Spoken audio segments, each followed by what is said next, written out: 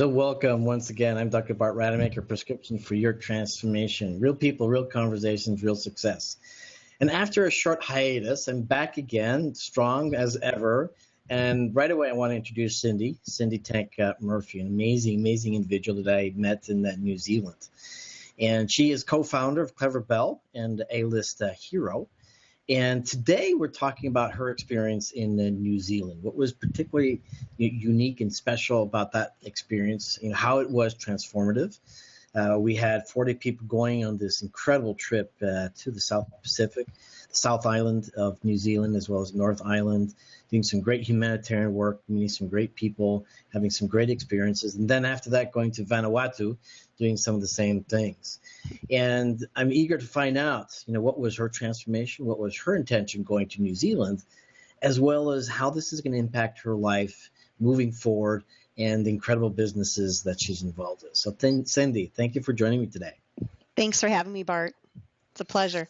So what was New Zealand all about? So people who are not familiar with that trip, share with us, what that trip was all about for you. Well, it was a culmination of many things for me.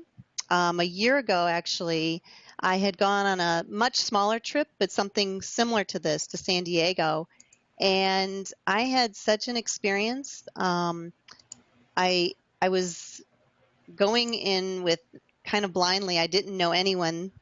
I literally knew no one on that trip, and I came out of it with what I would say are 20 of my best friends in the world right now.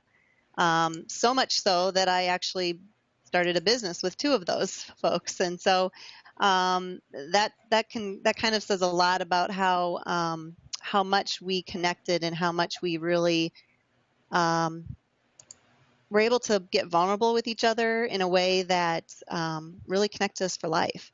So with that experience, having that experience in San Diego, I knew that some of my peers were going to be going to New Zealand, and we had talked about it. I mean, it was really right on the heels of the trip in San Diego. We made a decision. We went on that trip in San Diego the first part of June, and by July 15th, we had all committed and signed our agreements to go. We were ready and eager to just have that same type of experience again, and in a even bigger way, obviously going halfway around the world. And, there was, for me, it was about getting out of my comfort zone and just part of my journey that I've been on for the last year and a half, which I've called my leap of faith journey.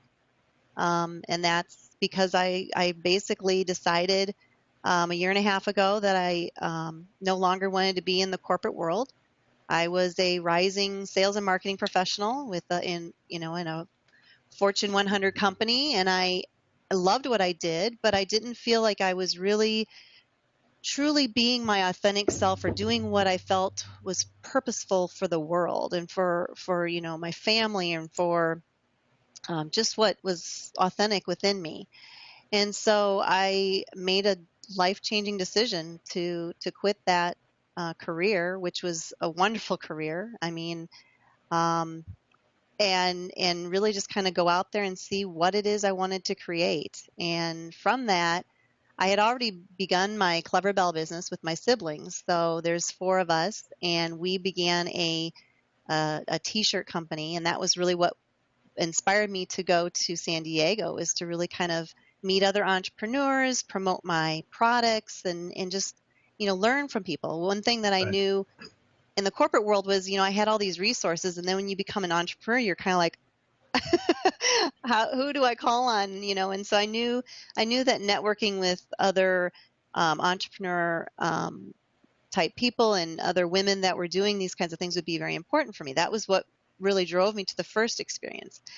But I had no idea that I was going to find so much more in myself, in my message that I shared with that group, and how my message and me using my words and the power in my words would then transform 2 other people to say, hey, I want to join you and we need to start a business and do something about this. So it's hard to explain to people that haven't quite gone through something like that, that's that life-changing, but um, it's definitely something I want to continue to do. I mean, if I can take more trips like that and not only give back to the communities that I travel to, which is really a strong reason why I wanted to go.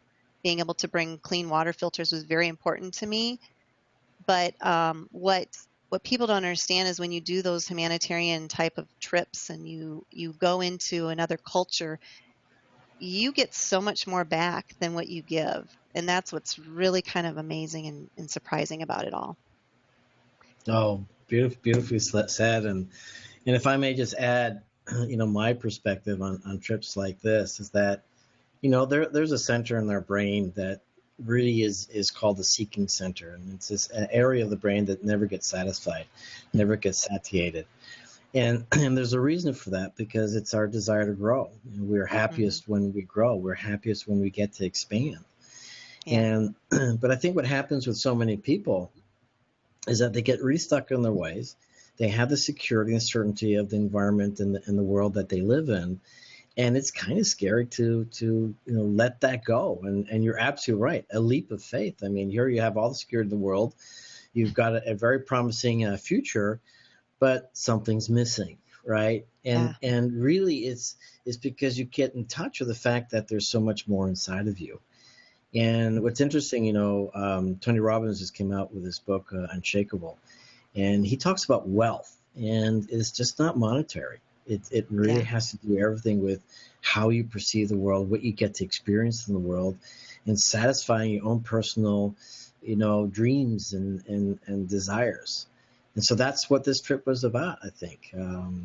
And go ahead. Yeah, I was going to say you totally hit the nail on the head when you said, you know, um, it's about redefining yourself really, because like you said, they go on with life. Life gets in the way of other things, right? I think when we're young, we have all these hopes and dreams and aspirations, and then you start that career and you start to make the money and you start to, you know, have higher status within your job and those kinds of things, and you realize I'm getting further and further away from what was my authentic self, what I really love to do, which was creating and drawing and, reading and writing and all those things. And I realized that I was just looking at myself in very much a one-dimensional perspective. When people would say, well, what is it you do, or who are you? I would Right. define myself as, I'm a sales and marketing professional, and where I worked, or I'm the mother of two, young girls, and it's just very one dimensional. Where now, having traveled and having done some of this work and knowing where my future, where I see myself growing into, I now see myself as an international speaker, That's right. and And an amazing one you at know, that, too. well, thank you. And a leader, and there's so many ways to now define myself. I'm a student and I'm a teacher. I'm a mother and a wife, and I'm those things first and foremost, but there's all these other things now that define who I am. It's kind of limitless, really. I love it. And, I once met a lady, and she was a patient of mine at some point in my plastic surgery business.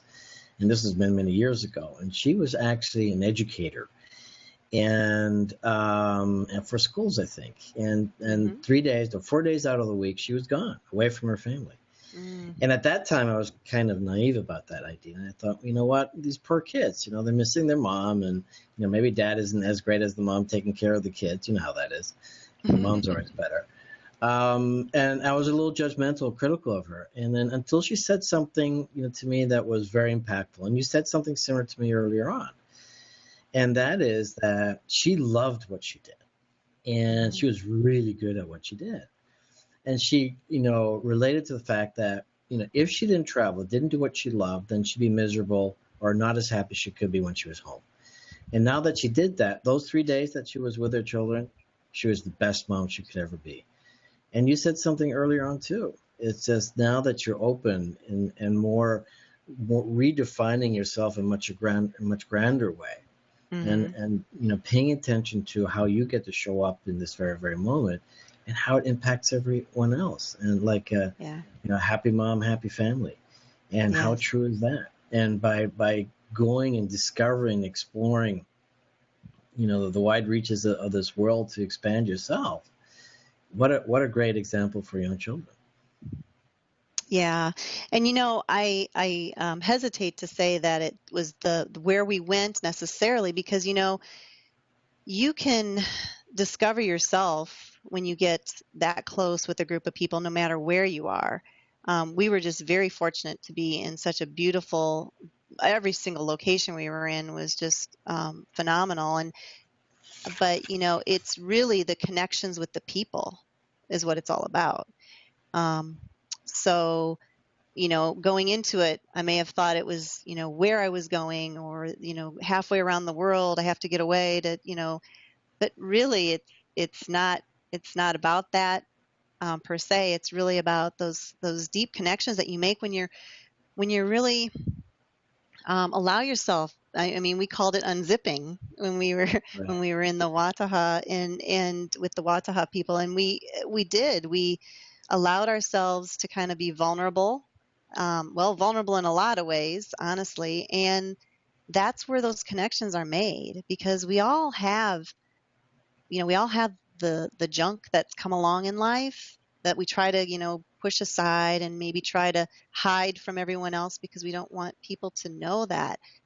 But the truth is, when people realize and know that about you, and it makes you stronger and it makes them stronger, it really um, it allows you to love in a deeper way. And showing up to me is all about you know uh, giving the accolades to the people when someone does something for you, or someone that impacts your life in such a way. It's so important that we tell them. Right. you know i i um I just feel strongly about that. But I know I'm kind of jumping ahead, but my mind's on this topic because you had said to me, what's an epiphany that you had in New Zealand? And it's so funny because in my journal I wrote down, this is my epiphany. Right. And in that moment, and this was probably toward the end of the trip, I would say, but there was a moment where I was realizing just the power that I held in talking Mm. with people and connecting with people. And I will admit, going into it, I felt like, and I think a lot of people feel this way. We always are looking at people, and we kind of rank them based on, their occupation or their level of knowledge, or, we tend to do that. And so I was going into the trip thinking, I don't know where I fit in as far as that level of ranking. And I walked out of it thinking, my gosh, I am very powerful in the fact that I was able to use my voice. And I feel like there were certain times where when I did use my voice in that way, it allowed other people to open up. And that's kind of amazing. I mean, again, it goes back to the whole idea that how we show up and how we bring our true self every day matters, because if we can impact someone in a good way, when we're being our true good, just um, on top of our game day, and we can really impact someone in a very negative way when we're not. And I mean, we all have those moments where we realize that, but I truly have taken that in and use that on a day-to-day basis. And I'll even tell my daughters, hey, if you think mom's not having a good day, call me out on it. And they do. Love it. Mom, you weren't very nice there. I'm like, really? What is it? What was that? Or you didn't really respond the way I think you should. I mean, they're pretty good at doing that. It's pretty funny. And what a good example, you are for them now, and giving them, a better sort of handbook or manual of living life much more by their design, and tapping into their power, and And Yeah, let me just say good. this though, you were, and obviously you were and are a very powerful woman. And maybe you didn't notice it, but I certainly did, and I think a lot of other people did. And that's what's interesting, how often we don't notice our own strength, how Right, often we don't notice, our greatness, right. and that's why my talk and it's great to get those emotions out. I mean, I think the trip for all of us, and I saw you getting a little emotional there. It's Hmm. emotional for all of us in Yeah, so many different ways. And what a beautiful thing for us to be able to experience that in a place where there was no judgment, yeah, especially in the Marae, where people would just talk about all their stuff. And it's like, wow, you're carrying all this stuff and there is no judgment. And I yeah. love the fact, in this tribe and talking to Toporo, I think that's how you say it. Papa, I like to say it. It's easier for me to say it. Yep. But, where there aren't any rules and you have permission to be who you want to be, and just don't hurt people, just don't harm people. Yeah, that was a beautiful message. Really, it was. And I noticed how Sapporo and just all of the family members really kind of worked to fit our needs. Um, it'd be very easy to invite people in, and you kind of have a set. This is how I'm, introduce people. This is how I, entertain them. This is how I host or whatever.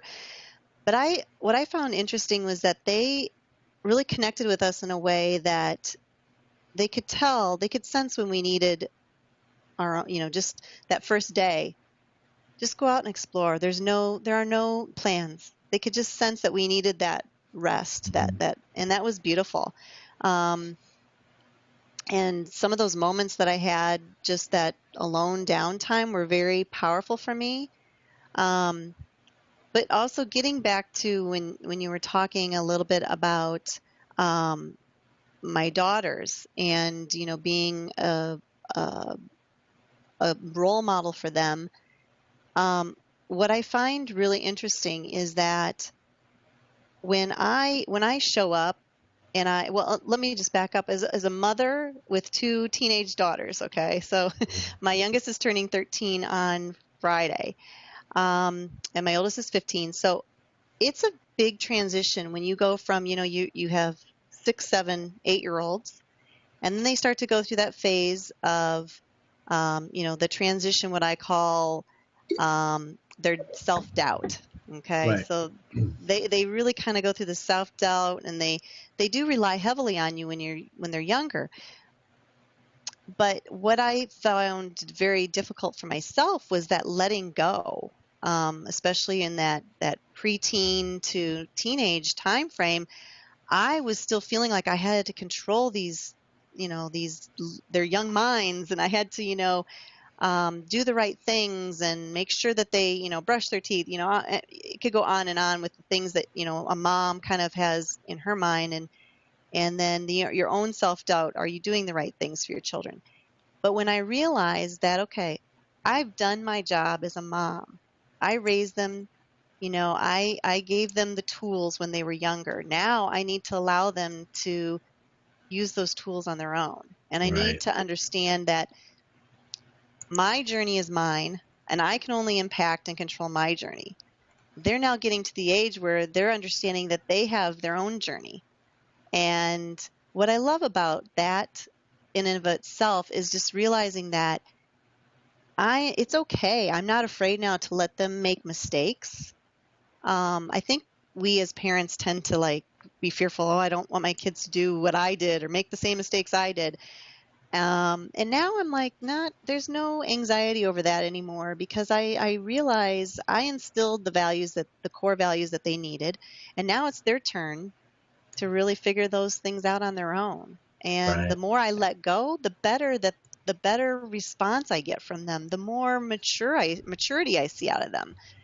So that's also just an interesting phase to go through as your kids grow into those teen years. It's challenging because no one gives you a parenting book about that. Nope. They certainly don't. And the whole point of this entire experience, of course, is our opportunity just to simply grow and learn the things that have held us back in the past.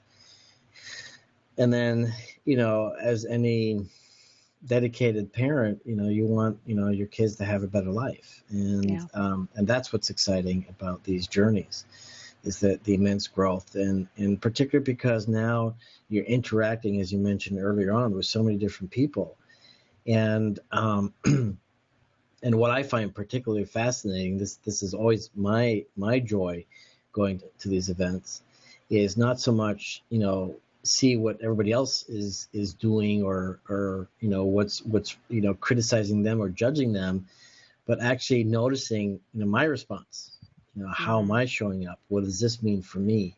Because again, that's our opportunity to grow. And my belief is that we all desire divine happiness, and to have that, we have to resolve whatever makes us unhappy. And what a wonderful way to do that. Just take yourself out of your own environment, go into a completely new environment. It doesn't matter where it is, as you said, but as long as it's not home, and the more foreign it is, in a sense, the more how should I put it? The larger the leap of growth, perhaps, or the stretch. The larger the stretch, maybe. Mm-hmm. Because ultimately, it helps you develop more choices in life. And I have another belief, or I should say, there's another truism, is that happy people usually have more choices. And when you can develop more choices for yourself, just like you are now doing. In the past, you were just this corporate salesperson. Now you're an entrepreneur, you're a teacher, you're a leader, you're a student, you're all these different things. You have all these different choices.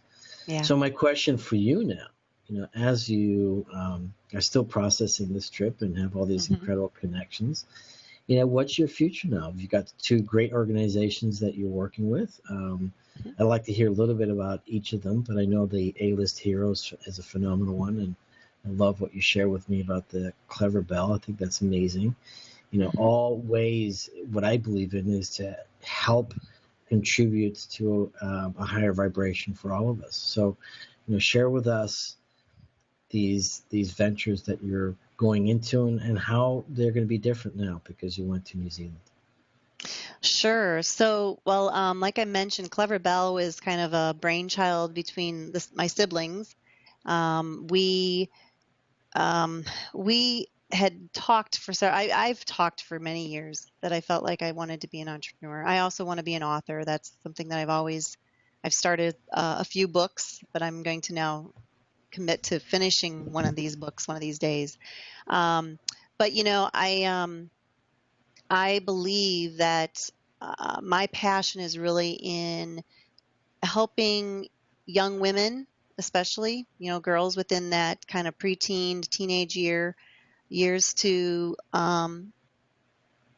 build their confidence, to allow them. I mean, we have such pressures coming from the media, coming from social media, coming from magazines they read, TV that they see. I mean, there's such a pressure on young girls on their appearance versus really building them up and understanding that your true beauty comes from within. And when you learn that, and you understand that your beauty comes from within, you glow. There's just a natural beauty that comes out of you. It's an essence. And so that's really where my passion lies. And so with my t-shirt company, Clever Bell, we are all about teaching young girls the importance of dreaming big. We have shirts that kind of go around themes. So we have themes around the STEM educational programs. We have a theme around music and the arts. We have a theme around the environment and nature. And it's all about connecting young girls with things that they love and appreciate, to kind of bridge them from that gap. Because what happens with that age group is they start to self-doubt. And so the things that they love doing, they start to no longer want to do them. And so we're all about continuing them to grow those dreams and aspirations. And one way of doing that is also showing them very influential women that have done the things that maybe they Right. thought about doing. So Right. we put influential women like Jane Goodall. We have a Malala shirt. Right. We have a Helen Keller shirt. We have Misty Copeland. So it's not only about what these women represent, but the artistic design of them is so powerful. And then we also package that with information about those women so that those young girls can see, oh wow, I like nature, and I like animals, and so Jane Goodall is a great role model, and it gets them. It's interesting to see how moms react to it too, because they love the concept. Because I think a lot of moms these days are really trying to find, when they go shopping with their daughters, they're seeing some of these messages that just aren't what they really Right. want. It's not the right message that they want to be portraying, and so we've gotten really great feedback on that. And then the business that grew out of the connection that I made in San Diego with Sandra and Robin is called A-List Hero, and that is all about giving the tools to teens. We're in this digital age that is really, this is Generation Z. They're the first generation to grow up on social media, on the internet. They've had phones in their hands by the age of 12 or 13. So there's new rules being made. We need to kind of redefine how we communicate as a culture because of these handsets that we carry around all the time. And so our program is all about, it's a teen-led, teen-fed, and that's what's so important about it, is we believe that teens have the tools, and they just need to have the right parameters that help them develop those tools. But they can lead each other, and they can lead in a phenomenal way. But we really are focused on bringing games into it. So it's in a playful, fun environment where teens are meeting up in meetups and doing scavenger hunt types of things, like what we kind of did in New Zealand. But it's all based around 12 characteristics or attributes, which we call the heroes. And those heroes, when you think about it, it's characteristics like grace and fearlessness and gallantry and service, and all of these. When you put these 12 characteristics together, they truly make up a human being, the essence of a human being. And the whole purpose and foundation of our programs are to allow teens to realize that, hey, I have all these heroes within me, and I just need to know when to use that particular hero, when to step forward into that hero's shoes, and when to call upon another one of my friends who maybe has another hero attribute that I need help with. And so it really is all about really kind of what we talked about, the connections and the unzipping, and we want to put them in some real life situations. There are some real difficult teen themes going on right now. We have the highest rates of suicide right now. We've in the last 20 years, suicide rates have increased dramatically.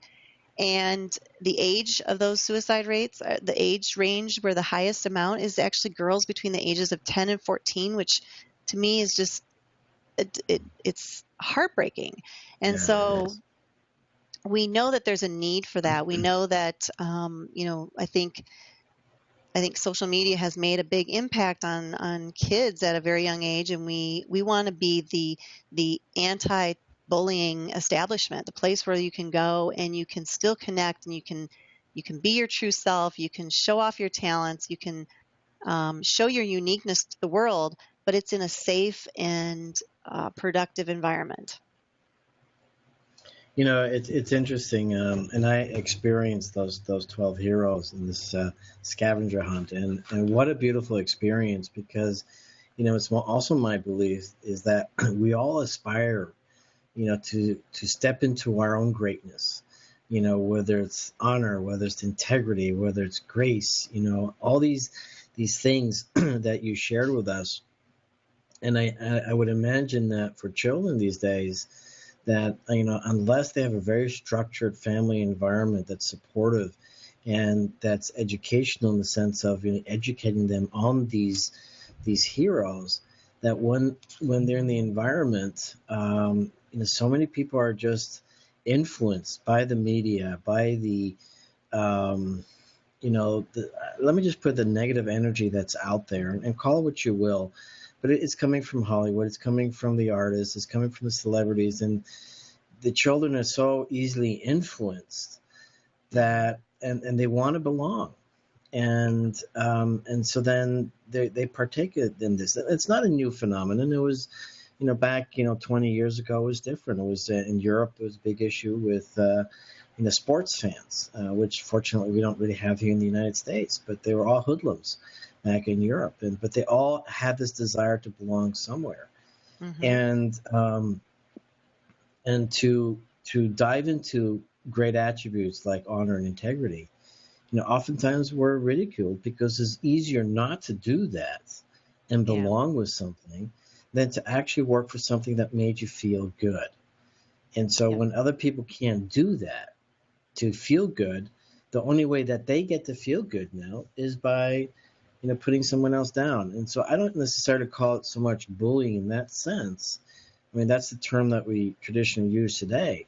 It's Mm-hmm. just the fact that people who the perpetrators, if you will, they're just so out of alignment to who they really want to be that Mm-hmm. the only way that they can feel better is by putting someone else down.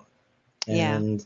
And I think, and I had this wonderful conversation the other day, because the conversations that we're having today, and so glad you're having them, about our appearance, about the self-esteem. I think many of those conversations aren't quite the right ones. It really is more about, things that we talked about today, Mm-hmm. is finding that alignment with yourself and with great attributes and great people and doing cool things, and finding that community that's going to be supportive and that's going to cheer you on. Mm-hmm. That's where we need to go. I'm not Exactly. saying that fat is good and thin is good, or this color or that color. No, it's just get in alignment. As you decided that you shared earlier on. I mean, Yep. who am I? Yep. And you're way into your midlife to figure that out. Well, let's help our Yeah. kids figure that out, right? Absolutely. That's exactly you said it again, Bart. You read my mind, but it's really about let's not allow life, to go on for people to really get hit in the head and say, "Oh, great, this is what I should be doing, or this is Yep. why I'm here." Let's get them aligned earlier. Absolutely. And I love what you said about, just what we're trying to create is an upstander. Mm, We I don't, love that. so many times, kids feel pressured to go along with the group, Yep. and do that group mentality can tend to do some bad things. And so we want kids to know it's okay to, hey, I'm going to be an upstander, and I'm going to say, I don't like what you're saying right now. I don't agree with that. I don't think it's right, and I'm not going to be a part of it.